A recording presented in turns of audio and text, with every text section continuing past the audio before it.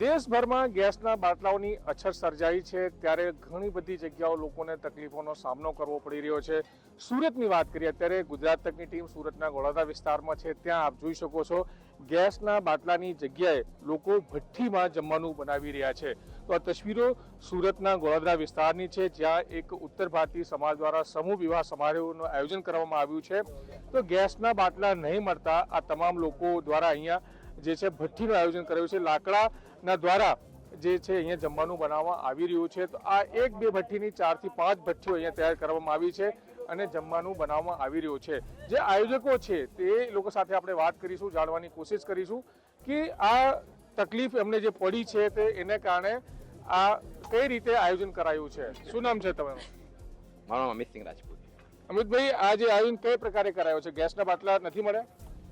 આ ઉત્તર ભારતીય સમૂહ વિવાહ સમિતિ દ્વારા 51 જોડાના લગ્ન કરવાના હતા, જેમાં લગભગ 15 વધુ બરાતીઓ અને ઘરાતીઓ અહીં સાંજે ભોજન કરવાની વ્યવસ્થા કરી હતી। અમે જે કેટરેસને જમણવારનું કામ કોન્ટ્રાક્ટ આપ્યું હતું, એ કેટરેસે કાલે બપોરે અમને કીધું કે ભાઈ આ આખું જે છે એ ગેસના બાટલા મળતા નથી, કે ખાડી દેશોમાં યુદ્ધ ચાલે છે, આ ગેસના બાટલા મળતા નથી। અમે લોકો અમારા અહીંયા સાંસદ અને જળશક્તિ મંત્રી સી આર પાટીલ સાહેબને વાત કરી, એમણે કીધું કે તમે લોકો આપદાને અવસર બદલી નાખો અને આ રીતના કામ કરો। એટલે અમે લોકો રાતના જેસીબી મંગાવીને કોઈ ઈંટ લઈને આવ્યો, કોઈ ગયા ગામડામાં આપણા લાકડા લઈને આવ્યા, 2 ટન જેવા લાકડા આવ્યા અને રાતના અમે કામ ચાલુ કર્યું। તમે જોઈ શકો છો અત્યારે ગાજરનો હલવો બની ગયો છે, દાળ બને છે, આ શાક બને છે, એ તમામ વ્યવસ્થા થઈ ગઈ છે। કેમ કે અમારા પૂર્વજો જે હતા ને ત્યારે બાટલો નહીં હતો, ત્યારે પૂર્વજો બી જ્યારે હતા ત્યારે બી એ રીતના જ કામ કરતા હતા કે ઘણા લોકોના જમણવાર આ રીતના કરાતા હતા ને કાર્યક્રમ થતા હતા। એટલે અમે બી આ રીતના જોઈને અમે કામ કર્યું છે। ગેસના બાટલા માટે ટ્રાય તો કરી હશે ને, કારણ કે આપ રાજનીતિમાં છો તો?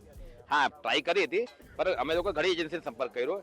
કોમર્શિયલ બાટલા મળતા નથી અને રેસિડન્સ બાટલા મળે છે, પણ જેના નામ છે, જેનું કાર્ડ છે એને જ મળે છે અને ઓટીપી આપીને કરવામાં આવે છે। એટલે પછી અમે લોકો આખી આ ત્યાંથી દૂર થઈને અમે આપણું એક નવું આયોજન કરીને અમે આ લોકો આ રીતના કામ કર્યું છે।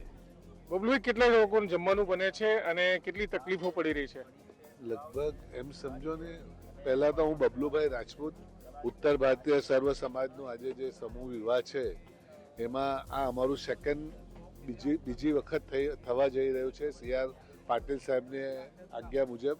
અને આમાં જે લગભગ આપણે એમ સમજો ને કે 50 જોડા છે, તો એ હિસાબે 20 થી 25,000 માણસ તો ગણીને ચાલવું જોઈએ કે ભાઈ એટલા તો અંદાજિત થશે જ જમવાવાળા। કારણ કે 100 માણસ છોકરી છોકરાવાળાના ગણીએ એ હિસાબથી, અને કોઈકમાં ઓછા પણ હોય, એ હિસાબે આપણે આ 25-30,000 માણસ, 20 થી 25,000 માણસનું જમણવાર થશે। એ પ્રકારની તૈયારી છે। અચાનકથી આયોજન કરવું પડ્યું છે તો કેટલી તકલીફો પડી? તકલીફ પડી છે, પણ હવે એ તો માણસનું રૂપ છે, આપણે ઘણી બધી સમસ્યા આવે છે એનો સામનો કરવો પડે। અમારા પાટીલ સાહેબે કહ્યું કે તમે જૂની પદ્ધતિ પ્રમાણે આ રીતે કર્યો, અમે લોકો રાતોરાત બધા લાગી ગયા સૈનિકની જેમ અને બધાએ પોતપોતાનું કામ સંભાળી લીધું। આ લાકડાથી વ્યવસ્થાથી આ કાર્ય ચાલુ કરી દીધું ને ભગવાનની મહેરબાનીથી એવું ખૂબ સારી રીતે પૂર્ણ થશે એવું લાગે છે।